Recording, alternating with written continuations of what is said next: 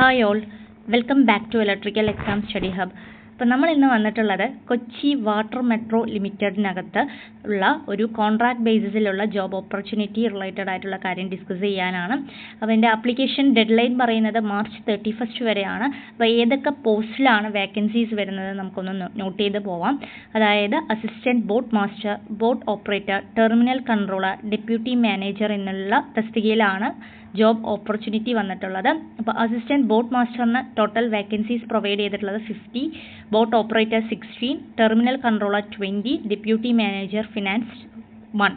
ഇത്രയാണ് vacancies report ചെയ്തിട്ടുള്ളത്. അപ്പോൾ 1 ഇയർ കോൺട്രാക്ട് ബേസിസിലാണ്. പിന്നെ നമ്മുടെ പെർഫോമൻസ് ബേസ് ചെയ്തിട്ട് നമുക്കിത് എക്സ്റ്റെൻഡ് ചെയ്ത് തരുന്നതാണ് ഇവിടെ റിപ്പോർട്ടിൽ വന്നിട്ടുള്ളത്. അപ്പോൾ ഓരോന്നിനും എന്തൊക്കെ ക്വാളിഫിക്കേഷൻസും കാര്യങ്ങളൊക്കെയാണ് വേണ്ടതെന്ന് നമുക്കൊന്ന് നോട്ട് ചെയ്ത് വരാം. അപ്പോൾ അസിസ്റ്റൻറ്റ് ബോട്ട് മാസ്റ്റർ ആണെങ്കിൽ ഞാൻ പറഞ്ഞ പോലെ തന്നെ ഇപ്പോൾ 50 വേക്കൻസീസ് ആണ് നമ്പർ ഓഫ് പോസ്റ്റിൽ റിപ്പോർട്ട് ചെയ്തിട്ടുള്ളത്.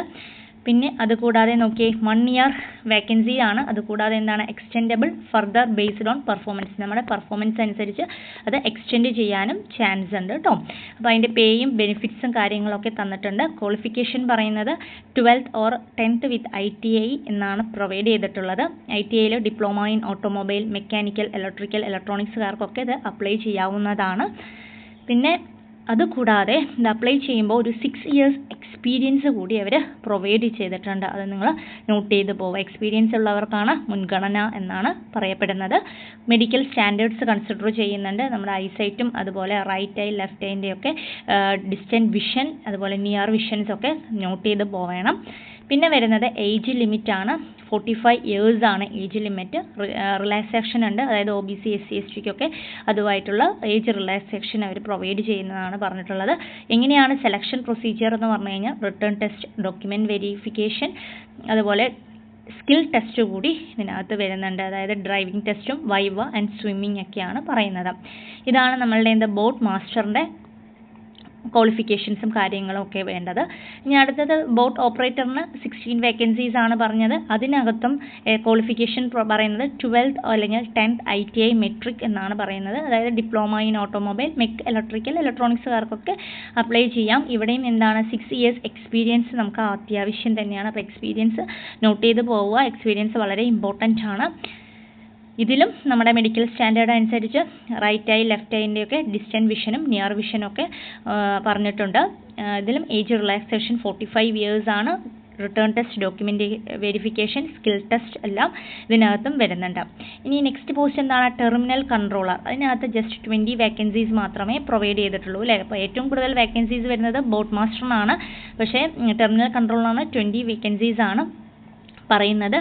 ഇതിനകത്ത് ക്വാളിഫിക്കേഷൻ പറയുന്നത് diploma in engineering in mechanical, electrical, electronics, instrumentation and computer science അല്ലെങ്കിൽ ഹയർ ക്വാളിഫിക്കേഷൻ ബിടെക്കുകാർക്ക് ഇതിനകത്ത് എന്ത് ചെയ്യാൻ പറ്റും?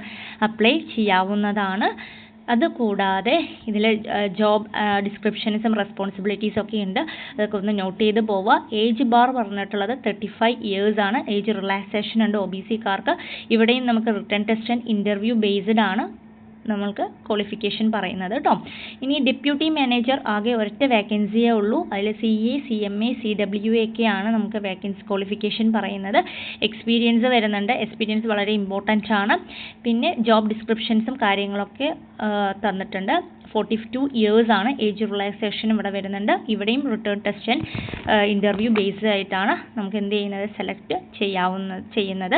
അപ്പോൾ ഇതിൻ്റേതായ ലിങ്കും കാര്യങ്ങളൊക്കെ താഴെ പ്രൊവൈഡ് ചെയ്തിട്ടുണ്ട്. എന്തെങ്കിലും ഡൗട്ട്സോ കാര്യങ്ങളോ ഇത് അപ്ലൈ ചെയ്യുമ്പോൾ നിങ്ങൾക്ക് തോന്നുകയാണെങ്കിൽ ഇതിനകത്തൊരു മെയിൽ ID ഉണ്ട്. ആ മെയിൽ IDയിലേക്ക് ഒന്ന് മെസ്സേജ് ചെയ്താൽ മതി. എൻ്റെ ക്ലാരിഫിക്കേഷൻസ് കാര്യങ്ങളൊക്കെ അവർ പറഞ്ഞു തരും.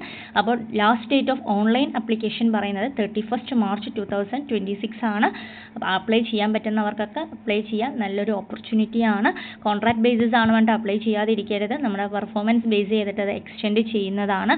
അപ്പോൾ നമുക്കൊരു ജോബ് കിട്ടുക എന്നുള്ളത് വളരെ ഇമ്പോർട്ടൻ്റ് ആയിട്ടുള്ള കേസ് അല്ലേ. അപ്പോൾ ഒരു എക്സ്പീരിയൻസ് ബേസ്ഡ് ആയിട്ട് നമുക്കൊരു എക്സ്പീരിയൻസ് ആയിരിക്കും അല്ലേ, ഡിഫറൻ്റ് ആയിട്ടുള്ളൊരു എക്സ്പീരിയൻസ് ആണ്. നല്ലൊരു ഓപ്പർച്യൂണിറ്റിയാണ്. ആരും മിസ് ചെയ്യരുത്. Thank you for watching the video.